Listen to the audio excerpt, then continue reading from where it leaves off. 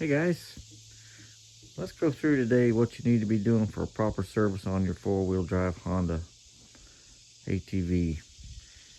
There's a lot more to this machine that needs servicing and inspection than just changing the oil, air filter, and spark plug.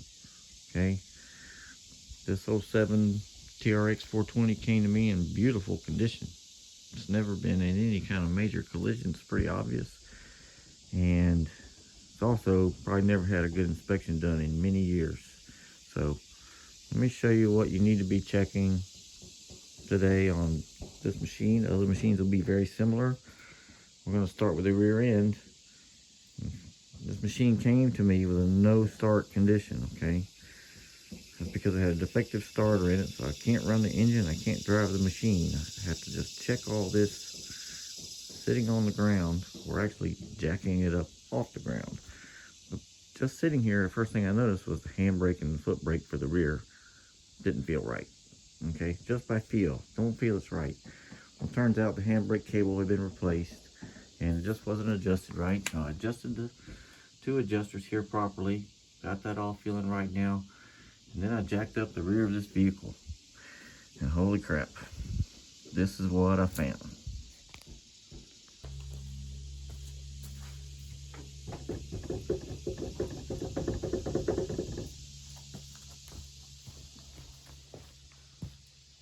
This was even worse.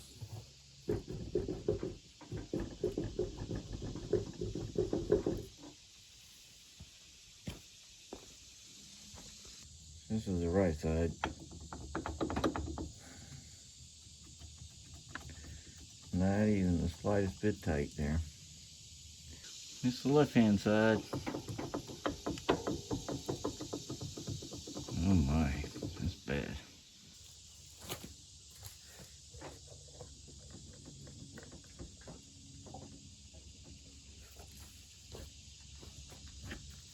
All I'm doing now is shaking the whole four-wheeler.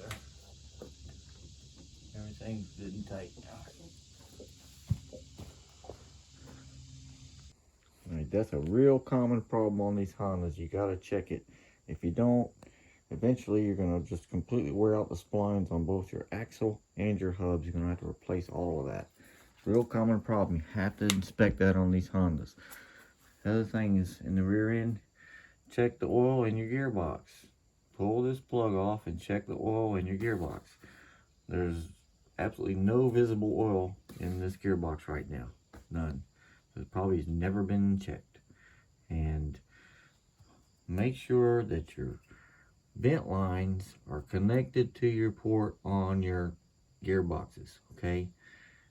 Seen people run with these just falling off.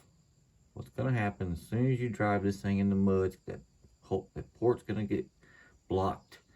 Means your gearbox is not going to be able to vent the pressure inside of it anymore, and it's going to start forcing oil to leak out of it all over the place, okay? Make sure these are attached and clear. Make sure this line does not, the vacuum line doesn't get clogged either. Okay, so that's pretty much it for the rear, other than just making sure for any other horrible noises you might find, checking your boots on your rear drive shaft, that kind of stuff. And moving to the front is when everything all went to hell, because I could hear a nasty screech when I turned the steering left to right. And when I held my hand on the lower ball joint on this left hand side, that vibrations from it coincided with that screech. So I knew I needed to check the ball joints, and pulling the brake lever just felt terrible. It was really sticky and didn't feel right at all. So I knew I had to inspect the whole front end. Similar type inspection of rocking the front wheels back and forth. Definitely showed the play in the left hand side.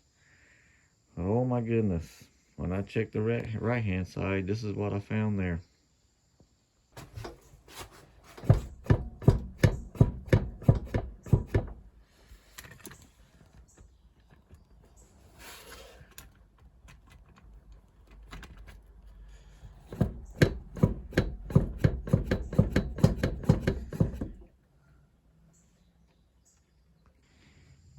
Alright, that ought to be just downright terrifying, okay? this ball joint was not just bad internally to the ball joint, it was loose in the taper of the control arm. I don't know, it had some kind of impact or something, knocked this taper loose, and now the whole ball joint is rocking back and forth in this taper and has elongated this hole. New ball joint is not going to work in this hole. It's too damaged. I have to replace the entire control arm on the right hand side. It's not just a ball joint replacement anymore. And I mean, guys, this is about to break. I had to cut the ball joint out because there's no way it's just spinning around loose in there. The only way I was going to get it even out of the control arm was to cut it out. So not much fun doing any of that. And both front spindles had to come off to get those ball joints out. So at this point, you can also reach in here and grab and check your bushings for your upper and your lower control arms. Make sure your bushings are okay. And that funny feeling I found in my brake calipers is because probably never once in the 17 years lifespan of this machine has the brake caliper ever been serviced. Right? And look what it's done. There's absolutely no brake pads left because this caliper is completely seized up. The slide mechanism is completely seized up in it. It will no longer move back and forth. The caliper probably isn't moving at all. Internally, the piston, and there's no brake pads, right? Look at the inside of the slide here. If I can get this in the right. Look what's going on in there. All right, this is not coming apart. The 2 pins that you need to take out to be able to change those brake pads, forget about it. They're not coming out. Even after soaking this for like 24 hours in penetrating oil, the first one I tried, just the Allen nut just stripped. It's not coming apart. You need 2 complete new brake calipers. So, as you see, a vehicle that came in for a no start condition, just a simple inspection showed me some just very life-threatening problems in the front end, especially of this vehicle.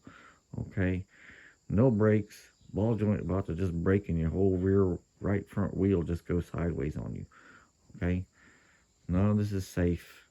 Very, very dangerous. And guys, if you can't do it yourself, find somebody who will, and make sure they're doing all these checks that I'm telling you. Okay, because if you're not doing it, then they're not worth their salt. Okay, you also have the front gearbox here. We can see it's obviously leaking some around the axle seal for this front left drive shaft, but I almost guarantee you, if I open up that fill plug there, it's not going to be any oil in that gearbox either.